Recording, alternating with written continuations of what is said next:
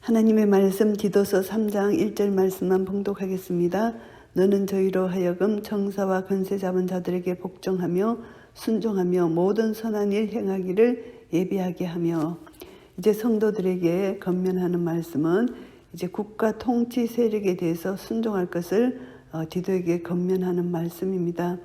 로마의 지배 아래 있으면서도 많은 어려움과 폭동, 소란 일삼았던 것을 우리가 알 수가 있습니다. 그래서 그리스도인들에게는 통치 세력에 순종할 것을 권면하는 말씀입니다. 바울이 로마서에서도 말씀한 것이고요. 지상의 국가 권세도 하나님께서 허락하신 것이기 때문에 통치 세력에 복종하는 것, 이것이 하나님의 선하신 뜻에 복종한다는 것을 말씀합니다. 그래서 이제 법을 지키는 것, 시민으로서 의무를 다해야 된다는 것이고, 천국 시민은 하나님 말씀을 따르는 것이라는 것을 우리가 알 수가 있고요. 우리가 신앙생활 안에서 하나님의 법이 우선입니다. 하나님 법 안에서 이제 세상 질서를 지키는 것이 중요한 것이고요. 그것 때문에 전도의 문이 넓어질 수가 있고, 국가 권력에 대한 시민의 자세, 그것은 우리가 복종하는 것이라는 거 여기서 말씀하고 있습니다. 그래서 모든 선한 일 행하기를 예비하게 하라. 모든 선한 일 행하기에 예비하는 거, 이제 그 그리스도인들은 그리스도인으로서 뿐만이 아니라 그 나라의 그 땅의 시민으로서 어떤 어려움 가운데서도 다른 사람을 도와줄 수 있는 그런 도움의 준비가 필요하다는 것을 말씀합니다. 아무도 해방하지 말며 다투지 말며, 해방하지 말고 다투지 말라는 것입니다. 그래서 비방, 악담 이런 거 하지 말라는 것입니다. 해방하지 말라는 것입니다. 싸움하지 말라, 현혹당하지 말고 그런데 참여하지 말라. 그리고 간용하라. 간용하며 범사의 온유함을 모든 사람에게 나타낼 것을 기억하게 하라. 간용한다는 것은 어떤 개인의 이익, 권리를 주장하지 않고 다른 사람의 필요를 돕는 자세, 이것이 간용입니다. 범사의 온유함으로 다른 사람에게 나타내는 것을 기억한다는 것은, 온유하다는 것은 성령의 열매입니다. 하나님께서 주신 마음, 하나님 말씀에 순종하고 나아갈 때 하나님께서 성령의 열매로 주신 것인데, 예수님의 삶이 겸손과 온유의 삶이었습니다. 그래서 이 온유함, 그리스도인들의 삶 가운데서 계속적으로 드러나야 될 덕목이라는 것을 알 수가 있고요.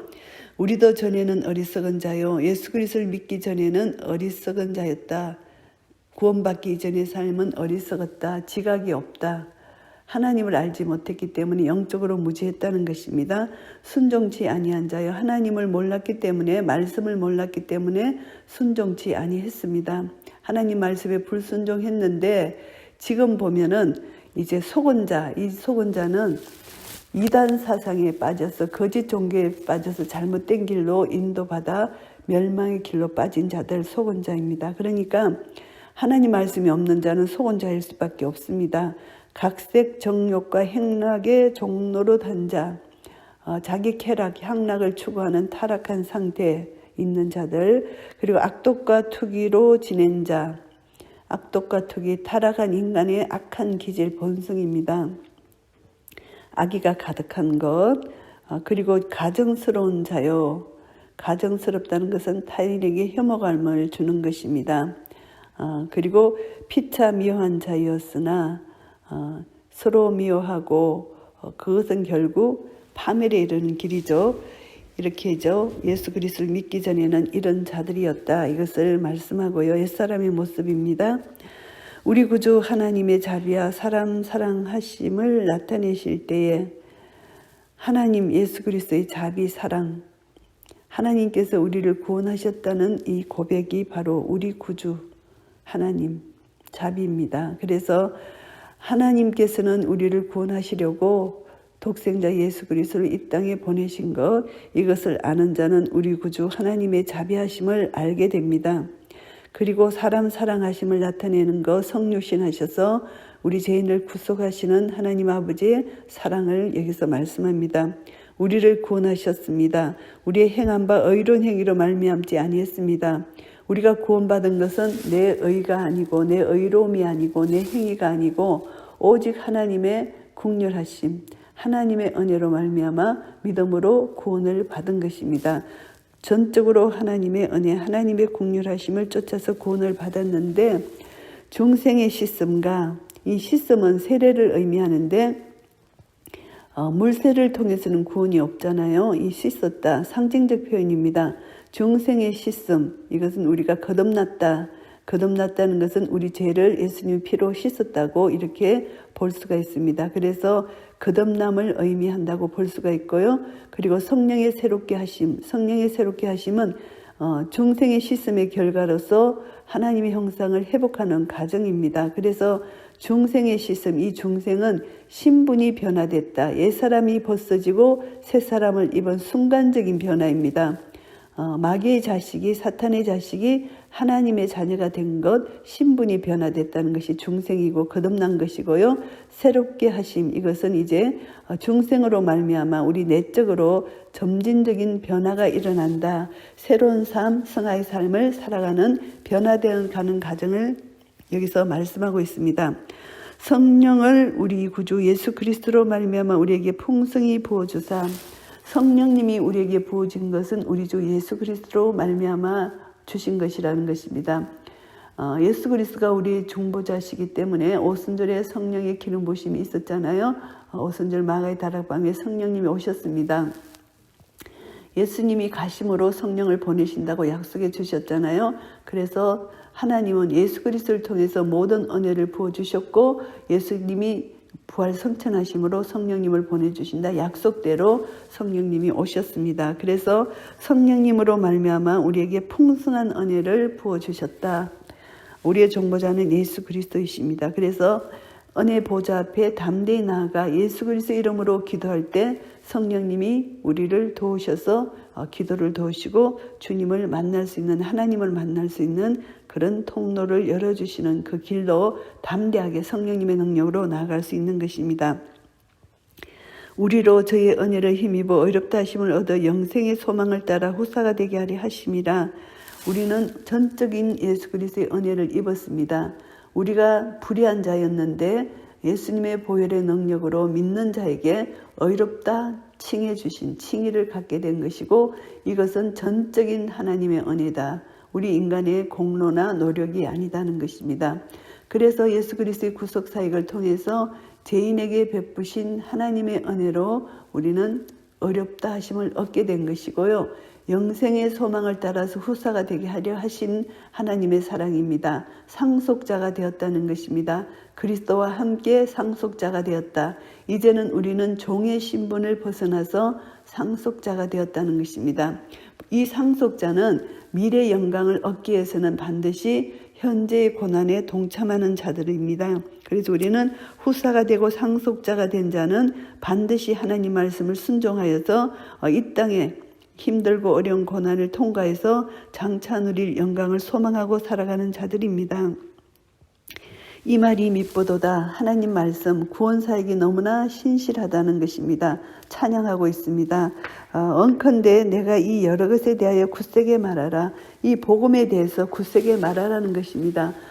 그리스도를 통해서 성령님이 부어주심으로 얻게 되는 영원한 소망, 상속자, 후사가 된 것, 이 모든 것이 하나님의 사랑이고 하나님의 은혜라는 것을 말하라는 것입니다. 굳세게 말하라. 왜냐하면은 거짓 교사들이 이 교회에 있기 때문에 그들을 방해하는 예수 그리스도를 믿는 자들을 방해하는 거짓 교사들에게 허탄한 교훈을 전하여 교회를 어지럽힌 자들에게 이 디도의 구원, 이 확실한 복음이 증거되고 선포될 때 거짓 교사들은 두려워 떨게 되고 그들이 모든 방해 세력이 멈춰질 수 있다는 것이죠. 그래서 복음의 능력이 강하게 나타나면 거짓 교사들은 당연히 자연적으로 그들이 떠나갈 수밖에 없다는 것. 그래서 이제 복음이 강력하게 선포되어야 되는 이유가 거짓 교사들이 교회를 어지럽히고 있기 때문에 그들이 허탄한 교훈을 전하여 교회를 혼란케 하기 때문에 담대하게 복음을 전하라고 강력하게 권면을 하는 그런 말씀입니다. 하나님을 믿는 자들로 하여금 조심하여 선한 일을 힘쓰게 하려 함이라. 조심하여 선한 일을 힘쓰게 하라. 그래서 우리는 경계를 가져야 됩니다. 거짓 교사들의 유혹에 빠지지 않도록 조심해야 되고, 디도가 선포한 하나님의 구속 사역을 분명히 이해할 수 있도록 그레네 교인들에게 이제 거짓 교사의 가르침이 거짓이라는 것을 가르치고 유혹에 빠지지 않도록 조심하라는 것을 가르쳐야 된다는 것이고요. 그래야만 선한 일을 힘써 행하게 할 수 있다는 것입니다. 그래서 이 선한 일은 하나님의 일입니다. 이것은 아름다우며 사람들에게 유익하니라. 하나님의 말씀은 아름답습니다. 우리를 구원해 주시기 때문입니다. 그리스도인들의 삶 속에서 하나님의 은혜를 날마다 체험하고 말씀에 따라서 선한 일을 힘쓰게 되면은 자기 자신뿐만이 아니라 믿지 않는 자들에게 유익을 끼치는 기쁨과 평강과 의, 하나님 나라를 선물로 할 수 있기 때문이라는 것, 모든 사람에게 유익을 줄 수 있다는 것을 말씀합니다. 그러나 어리석은 변론과 족보 이야기와 분쟁과 율법에 대한 다툼을 피하라. 이것은 무익한 것이요 헛된 것이니라. 유대인들은 정말 족보 이야기, 헛된 신화, 이것을 참 많이 교회에서 퍼뜨렸기 때문에 교회가 이렇게 질서가 무너지고 혼란에 빠지게 된 것입니다. 아브라함과 제사장들이 가상적 족보를 만들어서 이것을 구원의 조건, 선민적 우월성을 주장하는 그런 방편으로 내세웠습니다. 그래서 유대인들은 이것을 자랑하고 이런 것으로 변론을 해서 초대기에 많은 혼란, 분열을 일으킨 원인이 되었습니다. 그래서 이런 형식적이고 생명력이 없는 행위들을 빨리 버리라. 허탄한 것이다. 분쟁하지 말라. 율법에 대한 다툼뿐이다. 이것을 말씀합니다. 그래서 결국은 그레데에 살던 유대인들의 거짓 교훈을 없애라. 피해라. 끊임없이 논쟁하지 말라. 아무 유익이 없다. 이렇게 말씀하고 있는 것입니다. 이단에 속한 사람은 한두 번 훈계한 후에 멀리하라. 훈계를 하라는 것입니다. 이단에 속한 사람, 그레데 교회의 거짓 교사들, 이제 신화와 족보에 빠진 자들, 이런 자들을 한두 번 훈계하라는 것입니다. 한두 번 훈계한다는 것은 하나님의 구속사역, 교회의 교리, 하나님 말씀을 받아들이도록 권면하고 책망하는 것입니다.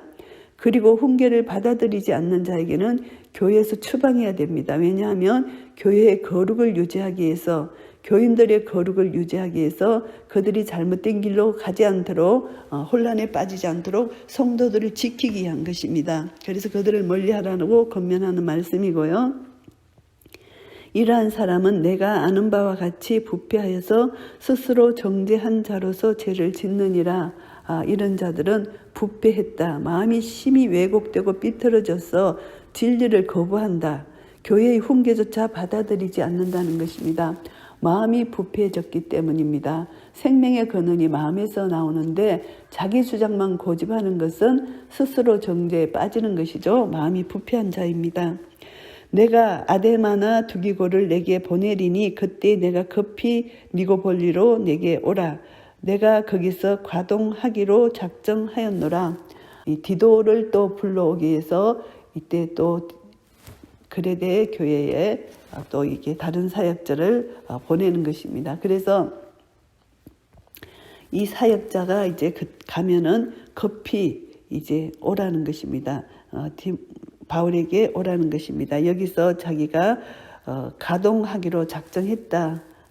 그래서 니고볼리에서 이제 겨울을 나기를 작정했으니까 그레데 교회에 이제 사역자가 한시라도 없으면 안 되잖아요.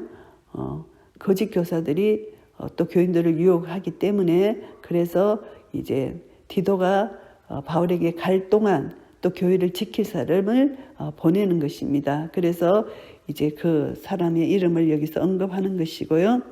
교법사 세네와 및 아볼로를 급히 먼저 보내어 저희로 궁핍함이 없게 하고, 세나와 아볼로를 급히 보냅니다. 아마 이들이 이 편지 서신을 디도에게 전한 것으로 추측할 수가 있고요. 그리고 이제 그들이 갈 때 궁핍함이 없게 하라 이렇게 말씀하는데요. 이제 그들의 경제적인 문제, 의식적 문제를 해결해 주라는 것입니다. 초대교회 성도들이 전도 여행을 할 때 사역자들의 생활을 책임지는 것이 교회의 의무입니다. 그래서 디도에게 이들을 잘 지낼 수 있도록 모든 필요를 채워주라는 것입니다. 궁핍함이 없도록 필요를 채워주라. 또 우리 사람들도 열매 없는 자가 되지 않게 하기 위하여 필요한 것을 예비하는 좋은 일에 힘쓰기를 배우게 하라. 이것은 이제 그 성도들도 마찬가지고 디도뿐만이 아니라 그레데 교회 성도들 전체가 책임져야 한다. 교인들이 잘 감당하고 인도할 수 있도록 디도에게 권면을 합니다. 사역자를 위해서 기도하고 또 헌금을 통해서 사역자들이 말씀을 전하는데 어려움 없이 전파할 수 있도록 봉사하는 것, 이것이 교인들이 담당해야 될 임무라고 생각합니다. 그래서 그래야만 주님의 복음이 강하고 담대하게 전거될 수가 있다는 것이고요. 15절 말씀입니다. 나와 함께 있는 자가 다 내게 무난하니 믿음 안에서 우리를 사랑하는 자들에게 서로 무난하라. 은혜가 너희 무리에게 있을지어다. 나와 함께 있는 자, 바울의 동력자입니다. 동력자가 이제 무난한다는 것입니다. 디도에게 무난하고 믿음 안에서 우리를 사랑하는 자들에게 너도 무난하라. 그래서 무난으로 서로 격려하고 위로하고 섬기는 것입니다. 이 무난은 인사는 주 안에서 서로 위로하고 권면하고 격려하는 것이죠. 하나님 안에서 형제를 사랑하게 되고 서로의 믿음을 돈독히 하는 계기가 되는 것인 것을 우리가 알 수가 있습니다. 은혜가 너희 무리에게 있을지어다. 그레데 교인들을 위해서 축도를 합니다. 은혜가 항상 하나님 은혜가 함께하지 않으면 우리는 한시도 살아갈 수 없는 연약한 인생들이라는 것을 깨닫게 됩니다. 디도서 3장 말씀을 정리하겠습니다. 1절부터 8절까지는 선행에 대한 권면의 말씀입니다. 국가에 대해서 그리스도인들의 태도는 복종해야 된다 이렇게 말씀하시고, 구원에 대해서 삼위일체가 우리를 위해서 사역해 주신 삼위일체 사역, 우리는 믿음으로 거듭나게 됐다. 그래서 선행을 할 수가 있는 선행과 구원의 관계는 예수님의 구원 사역으로 말미암아 죄인인 우리가 이제 의롭다 여기고 상속자가 되어서 영생의 소망을 갖게 되었기 때문에 이제 영생의 소망을 가진 자는 이제 의로운 삶을 살아야 된다. 그래서 우리는 성령의 능력으로 말미암아 우리는 의로운 삶을 살 수 있다는 것, 이것을 말씀하고 있습니다. 성령께서 우리에게 부어주셨기 때문에 성령님은 복음의 능력이 우리 속에 나타나도록 우리를 은혜를 날마다 내려주시는 분이라는 것 알게 됩니다. 그래서 성도는 믿음으로 말미암아 구원을 얻었고, 그리고 구원 얻은 자는 날마다 새롭게 부어주시는 성령님의 능력으로 변화의 삶, 거룩한 삶을 살 수 있다는 것, 이것이 전적인 하나님의 은혜고요. 9절부터 15절까지는 이단에 대한 태도, 이단을 어떻게 해야 되느냐. 절대 분쟁하지 말고 다툼을 피하라는 것입니다. 그들을 훈계하라는 것입니다. 훈계해서 그들이 듣지 않으면 그들을 추방하라는 것입니다. 그래서 지도자들은 끝까지 말씀으로 성도들을 지도하고 인도하고 선한 일에 열매를 맺을 수 있도록 끝까지 잘 감당하라는 것을 말씀하고 있습니다. 그리고 이제 문안과 축도를 하는데요. 이제 서로 문안할 때 서로 위로받고 격려받고 사랑의 교제가 있으므로 더욱더 든든히 믿음 안에 세워지는 그런 은혜를 입을 수 있다는 것을 말씀하고요. 결국은 그레데 교회가 이제 은혜로 풍성할 수 있도록 사도 바울이 축복을 합니다. 결국 우리는 하나님의 은혜가 없이는 살 수가 없고, 하나님의 은혜대로 예수 그리스도를 믿음으로 말미암아 구원을 얻은 자입니다.